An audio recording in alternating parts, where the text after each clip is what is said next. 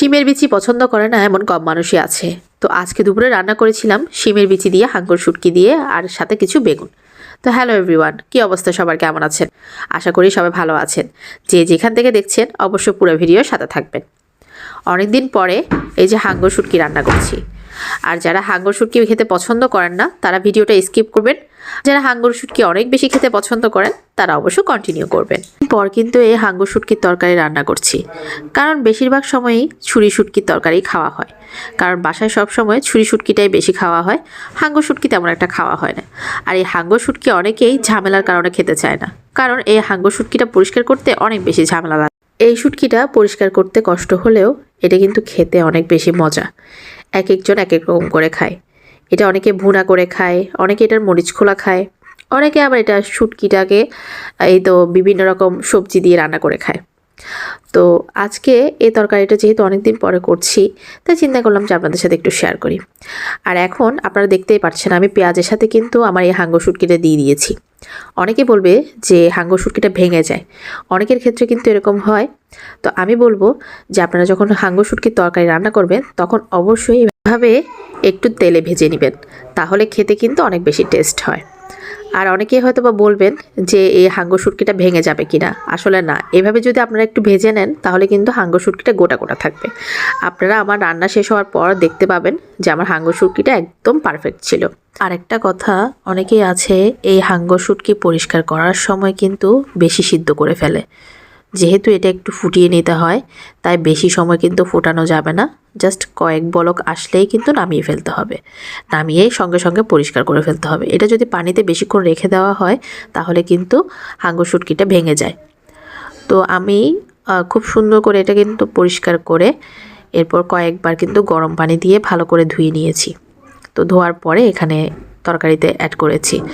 তো অবশ্যই আপনারা একটু টিপসটা ফলো করলে হয়তো বা আপনাদের শুটকিটা কিন্তু একদম পারফেক্ট মানে গোটা গোটা থাকবে আর কি। আমার মশলাটাও কষানো হয়ে গেছে, এখন আমি এখানে দিয়ে দিব বিচি। তো বিচি দিয়ে সামান্য পরিমাণে একটু পানি দিয়ে দিব, কারণ এখানে যেহেতু একদম ঝোলটা শুকিয়ে এসেছে তাই সামান্য পরিমাণে একটু পানি দিয়ে দিব। আর বিচি যেহেতু খুব তাড়াতাড়ি গলে যায় তাই এটা কিন্তু বেশিক্ষণ রাখা যাবে না। আর এটা কিন্তু বেশি নাড়াচাড়া করলেও কিন্তু বিচিটা ভেঙে যায়।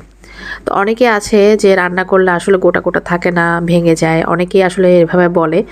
তো যারা আসলে এই ধরনের মানে রান্নাটা একদম পারে না তাদের জন্যই কিন্তু এই টিপসটা দিচ্ছি আর কি। তো আমি জানি আমার থেকে অনেক ভালো রান্না করতে পারে, কিন্তু তারপর আমি যেটা জানি সেটা আমি আর সবার সাথে শেয়ার করছি আর কি। তো এখন একটু নাড়াচাড়া করে দিব, নাড়াচাড়া করে একটু সামান্য পরিমাণে গরম পানি দিব। আমি সবসময় রান্নার ক্ষেত্রে গরম পানিটা অ্যাড করি। গরম পানি অ্যাড করলে কিন্তু রান্নাটার একদম মানে স্বাদটা কিন্তু ভালো থাকে। তো আমি এখানে একটু পানি দিয়ে দিয়েছি, পানি দেওয়ার পরে আমি এখানে বেগুনগুলো দিয়ে দিচ্ছি। যেহেতু বেগুনটাও কিন্তু খুব তাড়াতাড়ি সিদ্ধ হয়ে যায়, তাই দুটোটা যেন একসাথেই সিদ্ধ হয়ে যায়, তার কারণে আমি এখন বেগুনটাও দিয়ে দিয়েছি। তো বেগুনটা দিয়ে আমি আরেকটু সামান্য পরিমাণে পানি দিয়ে এটাকে ঢাকনা দিয়ে কিছুক্ষণ রান্না করে নেব। তো এটা কিন্তু বেশিক্ষণ চুলাতে রাখা যাবে না, কয়েক বলক আসলেই কিন্তু নামিয়ে ফেলতে হবে, না হলে কিন্তু এই বিচিটাও বেশি গলে যাবে আর বেগুনগুলো কিন্তু ভেঙে যাবে। এখন একটু নাড়াচাড়া করে দিচ্ছি। যখন আপনারা দিবেন তখনই নাড়াচাড়া করবেন, এরপর আর নাড়াচাড়া করবেন না, তাহলে কিন্তু দেখবেন যে আপনাদের রান্নাটা খুব সুন্দর একদম মানে কি বলবো, বিচিটাও একদম পারফেক্টভাবে থাকবে আর বেগুনগুলোও ভাঙবে না। এই যে দেখতেই পাচ্ছেন আমার রান্নাটা প্রায় হয়ে আসছে। আমার এখানে যেহেতু ঝোলটা শুকাই গেছে, ঝোলটা কিন্তু আরও শুকাই যাবে, তো যার কারণে আমি এখানে আরেকটু গরম পানি অ্যাড করে দিব। আর এখানে কিছু আমি টমেটোও দিয়ে দিয়েছি। তো এখন যেহেতু শীতকালে টমেটোটা কিন্তু বেশি পাওয়া যাচ্ছে, আর বাসায় কিন্তু অনেক বেশি মানে একসাথে 3-4 কেজি টমেটো নিয়ে আসছে, বড় সাইজের টমেটো দিয়ে দিছি। তো এখন আমি একটু লবণটা চেক করব, লবণটা চেক করে ধনিয়া পাতা দিব। তো শীতকালীন যে ধনিয়া পাতাটা ওইটা বাসায় আনা ছিল না, তাই আমি এখানে আমাদের ক্ষেত থেকে নিয়ে যে বরপাতা বলে ওই বরপাতাটা দিচ্ছি, যেটা গরমকালে বেশি খাওয়া হয় ওটা দিব। তো যেহেতু এই ধরনের তরকারিগুলোতে একটু ধনিয়া পাতা না দিলেই নয়, ধনিয়া পাতা দিলে এটা মানে অন্যরকম অন্য লেভেলের একটা টেস্ট হয় আর কি।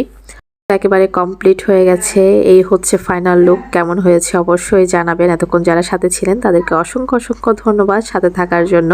আবারও নতুন কোনো ভিডিও নিয়ে হাজির হয়ে যাব, ততক্ষণ সবাই ভালো থাকবেন, সুস্থ থাকবেন, টাটা।